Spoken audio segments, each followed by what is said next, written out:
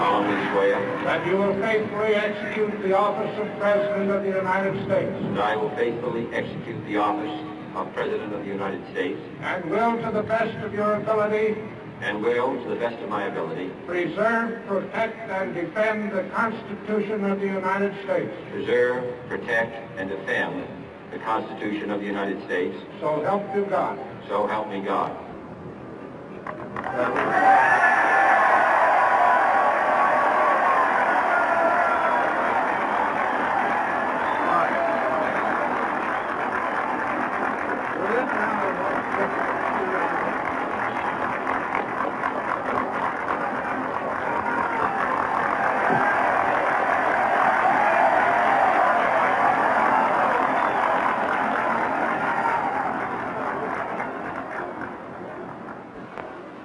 Vice President Johnson, Mr. Speaker, Mr. Chief Justice, President Eisenhower, Vice President Nixon, President Truman, Reverend clergy, fellow citizens.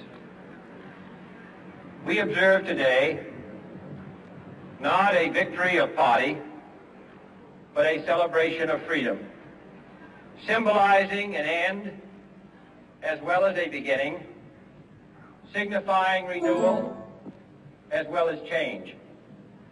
For I have sworn before you and Almighty God the same solemn oath our forebears prescribed nearly a century and 3/4 ago. The world is very different now, for man holds in his mortal hands the power to abolish all forms of human poverty and all forms of human life. And yet the same revolutionary beliefs for which our forebears fought are still at issue around the globe. The belief that the rights of man come not from the generosity of the state, but from the hand of God. We dare not forget today that we are the heirs of that first revolution. Let the word go forth from this time and place to friend and foe alike that the torch has been passed to a new generation of Americans born in this century, tempered by war, disciplined by a hard and bitter peace, proud of our ancient heritage, and unwilling to witness or permit the slow undoing of those human rights to which this nation has always been committed and to which we are committed today at home and around the world.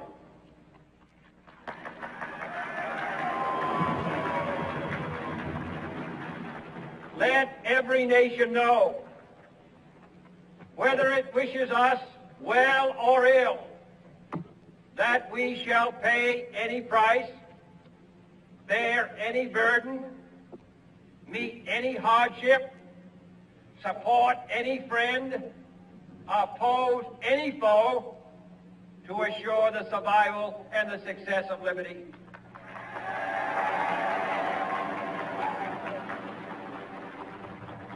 This much we pledge and more. To those old allies whose cultural and spiritual origins we share, we pledge the loyalty of faithful friends.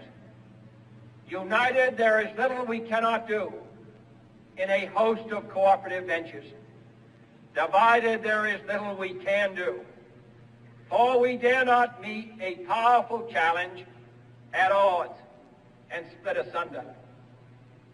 To those new states whom we welcome to the ranks of the free, we pledge our word that one form of colonial control shall not have passed away merely to be replaced by a far more iron tyranny.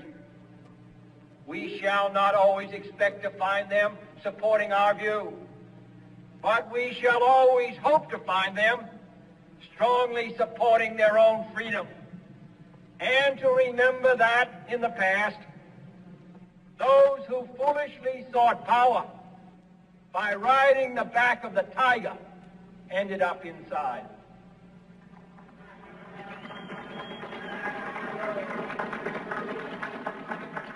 To those people in the huts and villages of half the globe struggling to break the bonds of mass misery, we pledge our best efforts to help them help themselves for whatever period is required, not because the communists may be doing it, not because we seek their votes, but because it is right. If a free society cannot help the many who are poor, it cannot save the few who are rich.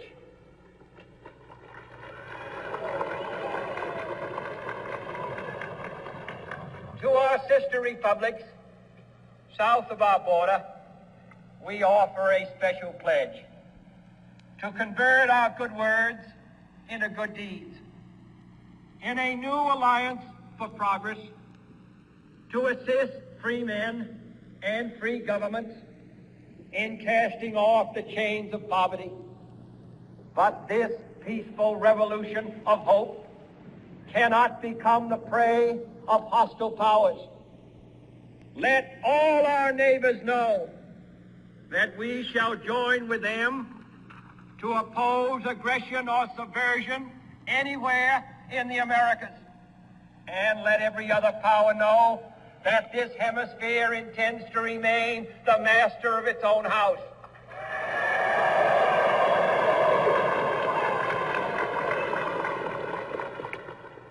To that World Assembly of Sovereign States, the United Nations, our last best hope, in an age where the instruments of war have far outpaced the instruments of peace, we renew our pledge of support to prevent it from becoming merely a forum for invective, to strengthen its shield of the new and the weak, and to enlarge the area in which its writ may run. Finally, to those nations who would make themselves our adversary, we offer not a pledge, but a request that both sides begin anew the quest for peace. Before the dark powers of destruction, unleashed by science, engulf all humanity in planned or accidental self-destruction.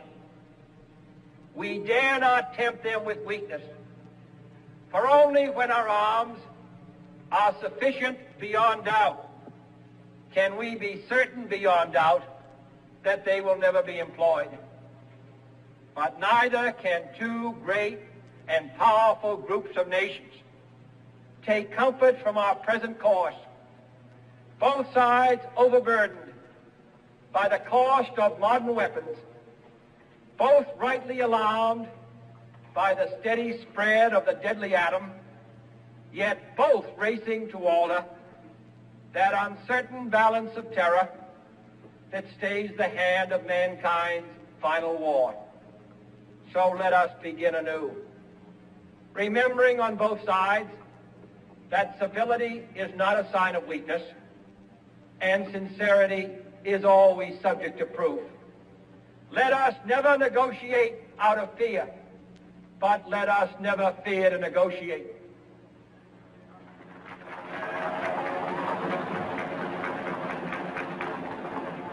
Let both sides explore what problems unite us, instead of belaboring those problems which divide us. Let both sides, for the first time, formulate serious and precise proposals for the inspection and control of arms, and bring the absolute power to destroy other nations under the absolute control of all nations.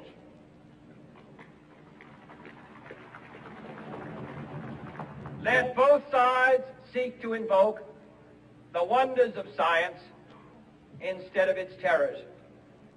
Together, let us explore the stars, conquer the deserts, eradicate disease, tap the ocean depth, and encourage the arts and commerce. Let both sides unite to heed in all corners of the earth the command of Isaiah to undo the heavy burdens and let the oppressed go free. And if a beachhead of cooperation may push back the jungle of suspicion, let both sides join in creating a new endeavor, not a new balance of power, but a new world of law, where the strong are just and the weak secure and the peace preserved.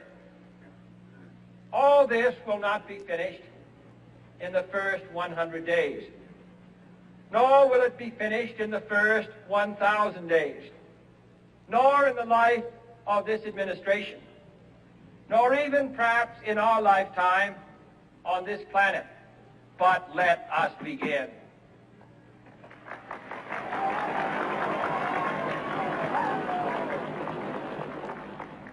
In your hands, my fellow citizens, more than mine, will rest the final success or failure of our course.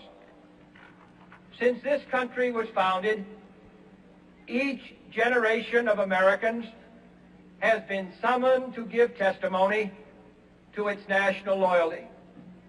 The graves of young Americans who answered the call to service surround the globe.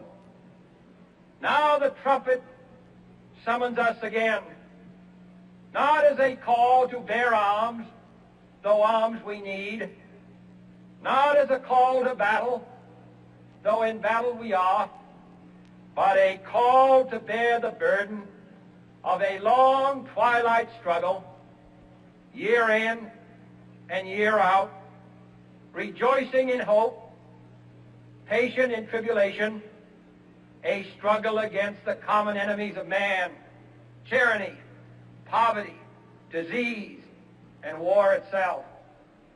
Can we forge against these enemies a grand and global alliance,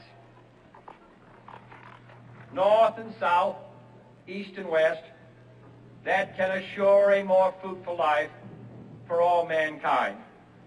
Will you join in that historic effort?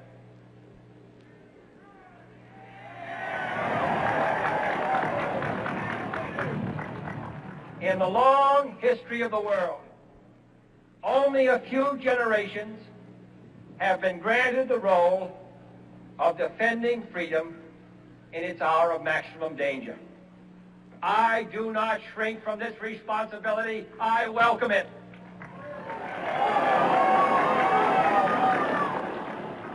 I do not believe that any of us would exchange places with any other people or any other generation. The energy, the faith, the devotion which we bring to this endeavor will light our country and all who serve it. And the glow from that fire can truly light the world. And so, my fellow Americans, ask not what your country can do for you. Ask what you can do for your country.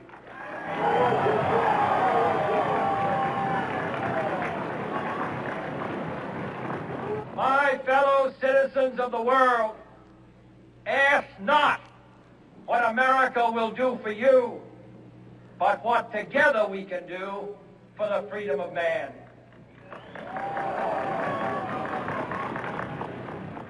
Finally, whether you are citizens of America or citizens of the world, ask of us here the same high standards of strength and sacrifice which we ask of you. With a good conscience, our only sure reward, with history the final judge of our deeds, let us go forth to lead the land we love, asking his blessing and his help, but knowing that here on earth, God's work must truly be our own. States.